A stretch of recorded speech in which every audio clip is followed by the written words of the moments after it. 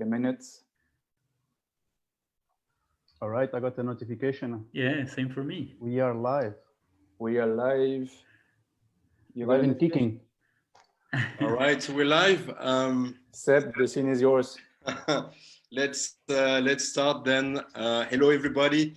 Thank you very much for joining in, for tuning in for the first time that we do this live on Facebook. So hopefully we'll be all fine. Of course, we would prefer to make this at the brewery, but we are facing different circumstances at the moment. I hope, like all of you guys, stay safe and stay, of course, at home and stay hydrated. So I'm Sébastien. I'm a co-founder of BBP with Olivier here in the workshop. So I have the pleasure to be with Antoine and David, our fine brewers. Yeah, welcome maybe everyone. You guys want to say a word? Okay, but I'm Antoine. David is somewhere else on the screen. Yes. On my screen, I'm above you. It's fine. Huh? You're below me, but that's okay. Well, I'm one of the brewers and also responsible for quality and development, that kind of stuff. Been in beer project for quite a while now. It's, I think, 5th or 6th year. And David, you can introduce yourself maybe. Yeah, I'm a brewer as well, already for 3 years at BBP. I wear the creative hat, and I also manage the barrel aging program. I joined the company 3 years ago. I was brewing in Portugal at the Mini Sardine for 4 years before, and now I'm here. So I'm Belgium, you're Portuguese, and Seb's from Brittany. It's a good mix.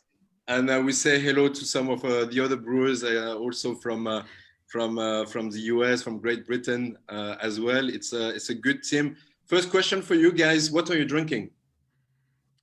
I'm not yet drinking. I got my glass of I'm still working, so I'm going alcohol free. So I'm still working. We have a non-drinking policy. I'm going for the last Nord Bliss. That's a fine one. It's only 6.5. It's okay. I guess it's time. Huh? Yeah, you know the minus 0.6 was sold out, right? The detox kick. I had to go to Picobello. Well, okay. Just a few words as introduction. Why we do this? Actually, homebrewing for Antoine, for David, for everyone in the team, for Olivier and myself, is quite important. That's how we started. So it's also how a lot of craft breweries start. So if you have the dream or the willingness, the wish to start a brewery, and you're an avid home brewer, that's a very good start. Actually, I think if you start brewing for a big macro brew, industrial brewery, it's not a good start to create a craft brewery, because you will not have the right mindset. I don't think big breweries teach you so much about starting something as experimental as most craft breweries are. And that's what we're about. It's about trying new things. Sometimes we say we brew like we cook. So it's a lot of trial and errors. It's also accepting some mistakes. I'm sure for all of you who already started home brewing, well, you're familiar with making a bit of mistakes and a bit of failures, but it's part of the process. We certainly around the table had our shares of bad beers home brewed. Except for you, David, I know that you always brew a good beer, right? No. Like 1 in 1,000 goes doesn't drain.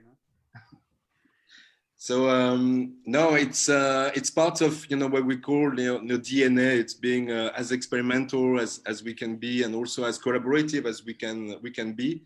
So that's why it's good to share with you today the recipe of the Delta IPA, but also the process.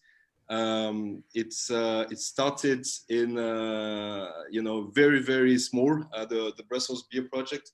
I don't know if you have the image in front of you, but it started actually in Olivier's garage. If you have the picture in front of you, then you can maybe see the beer project on the right of the wall. and then were brewed the alpha, the beta, the gamma, and the delta. Thanks God you guys picked the delta, because otherwise I'm not sure we'll be there speaking to you now. It was certainly the best of the four.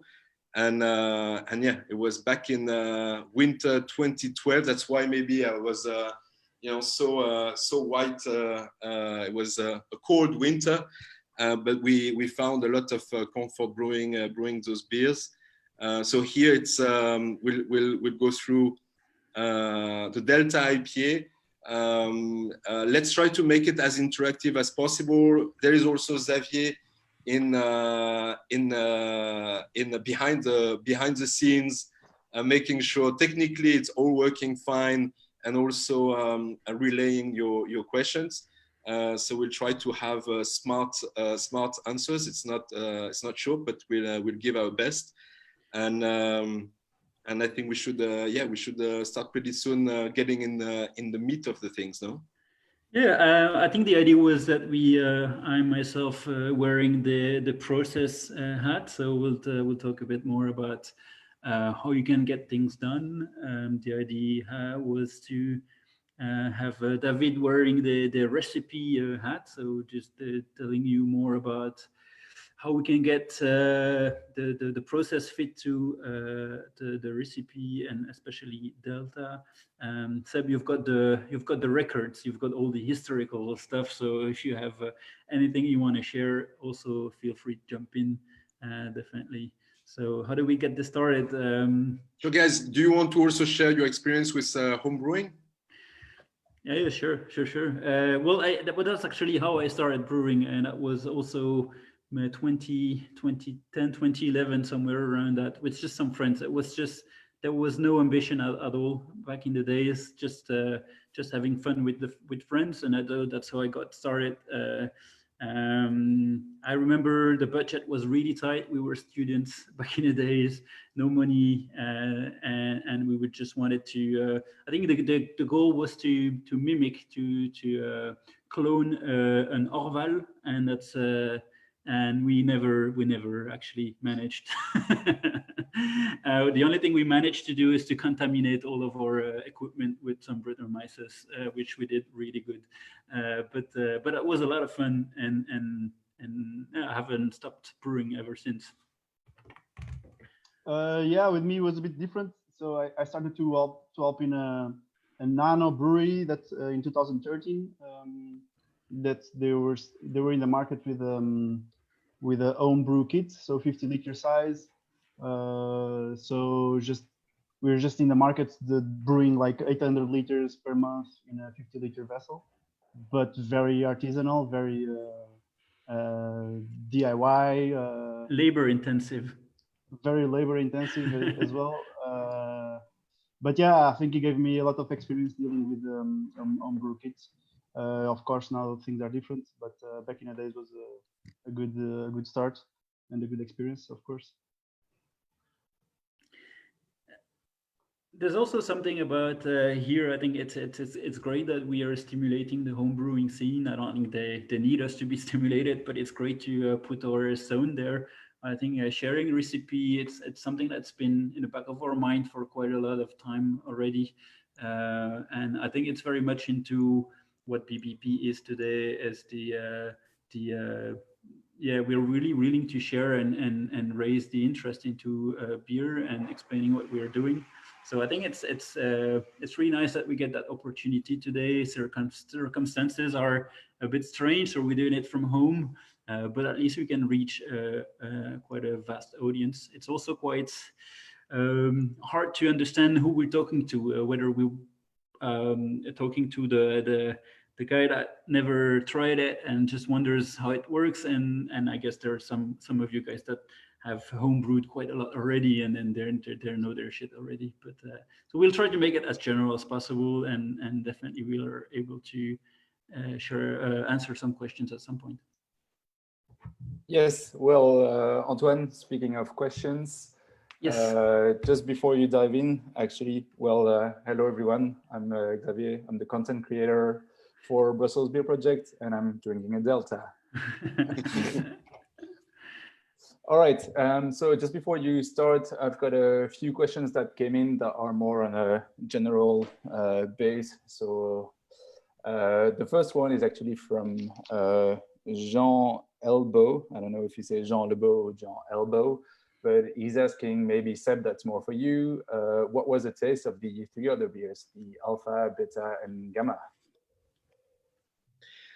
Oh, so we actually had it's a good question.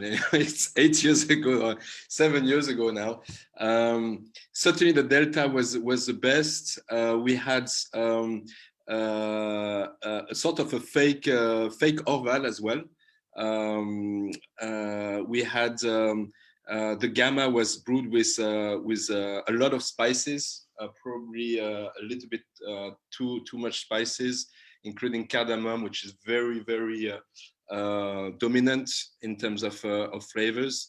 And so that was a Gamma. The Alpha was the fake Orval, which we love. I think it's every brewer's favorite beer. And we're still thinking of challenging the Orval with BBP at some point. It's hard to make, and the Beta was I would say non-consequential. It was maybe good to forget. It's part of the it's part of the beers that are part of the process. So I think Alpha was quite alright. That was my second best. Gamma was very powerful, but probably too spice dominant. And Beta was not a good name anyway. Also, I cannot remember right on top of my mind what the recipe of Beta was, and that certainly tells you a lot about it already. Great. All right.